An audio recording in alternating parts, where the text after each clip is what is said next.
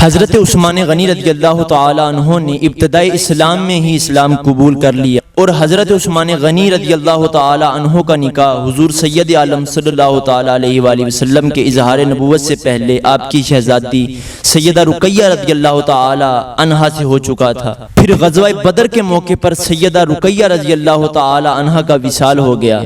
ان کی تیمارداری کے سبب ہی حضور سید عالم صلی اللہ تعالی علیہ وآلہ وسلم نے آپ کو غزوہ بدر میں شرکت کرنے سے منع فرمایا، لیکن آپ کو مال غنیمت میں سے حصہ عطا فرمایا، اسی لیے آپ کا شمار اہل بدر میں سے ہوتا ہے۔ جب جنگ بدر میں مسلمانوں کی فتح کی خوشخبری لے کر قاصد مدینہ منورہ پہنچا تو سیدہ رقیہ رضی اللہ تعالی عنہا کی تدفین ہوئی۔ حضرت رقیہ رضی اللہ تعالی عنہا کے وصال کے بعد حضور سید عالم صلی اللہ تعالی علیہ وآلہ وسلم نے اپنی دوسری شہزادی سیدہ ام کلثوم رضی اللہ تعالی عنہا کا نکاح حضرت عثمان غنی سے کیا اور حضرت ام کلثوم رضی اللہ تعالی عنہا کا وصال 9 ہجری میں ہوا۔ علماء کا بیان ہے کہ سوائے حضرت عثمان غنی رضی اللہ تعالی عنہ کے کسی کو یہ خصوصیت حاصل نہیں کہ کسی پیغمبر نے اپنی 2 بیٹیوں کا نکاح یکے بعد دیگرے کسی ایک شخص کے ساتھ کیا ہو سوائے حضرت عثمان غنی رضی اللہ تعالی عنہ کے، اسی لیے آپ کو ذو النورین کہا جاتا ہے۔ جب حضور سید عالم صلی اللہ تعالی علیہ وآلہ وسلم کی دوسری شہزادی سیدہ ام کلثوم رضی اللہ تعالی عنہا کا بھی وصال ہو گیا تو حضور سید عالم صلی اللہ تعالی علیہ وآلہ وسلم نے اپنے صحاب سے کہا کہ عثمان غنی کا کسی سے نکاح کر دو،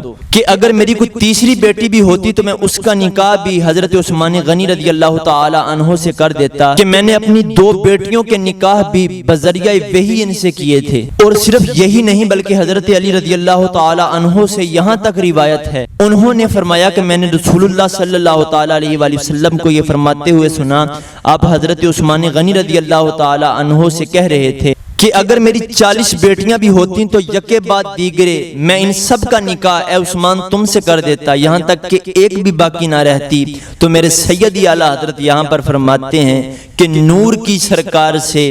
پایا دوشالہ نور کا، ہو مبارک تجھ کو اے ذو النورین جوڑا نور کا۔ حضرت عائشہ صدیقہ رضی اللہ تعالی عنہا سے روایت ہے، آپ فرماتی ہیں کہ ایک روز رسول اللہ صلی اللہ تعالی علیہ وآلہ وسلم اپنے مکان میں لیٹے ہوئے تھے، آپ کی ران یا پنڈلی مبارک سے کپڑا ہٹا ہوا تھا۔ اتنے میں حضرت ابوبکر صدیق رضی اللہ تعالی عنہ آئے اور انہوں نے حاضری کی اجازت چاہی تو حضور صلی اللہ تعالی علیہ وآلہ وسلم نے ان کو بلایا، وہ اندر آ گئے، مگر حضور سید عالم صلی اللہ تعالی علیہ وآلہ وسلم اسی طرح لیٹے رہے اور گفتگو فرماتے رہے۔ اس کے بعد حضرت عمر فاروق رضی اللہ تعالی عنہ آ گئے اور انہوں نے بھی اندر آنے کی اجازت چاہی تو حضور صلی اللہ تعالی علیہ وآلہ وسلم نے ان کو بھی اندر آنے کی اجازت دے دی، وہ بھی اندر آ گئے، لیکن حضور صلی اللہ تعالی علیہ وآلہ وسلم اسی طرح لیٹے رہے۔ پھر حضرت عثمان غنی رضی اللہ تعالی عنہ آئے، انہوں نے بھی اندر آنے کی اجازت چاہی تو حضور صلی اللہ تعالی علیہ وآلہ وسلم اٹھ کر بیٹھ گئے اور اپنے کپڑوں کو درست کر لیا۔ حضرت عائشہ صدیقہ رضی اللہ تعالی عنہ فرماتی ہیں جب یہ لوگ چلے گئے تو میں نے حضور صلی اللہ تعالی علیہ وآلہ وسلم کی بارگاہ میں دریافت کیا،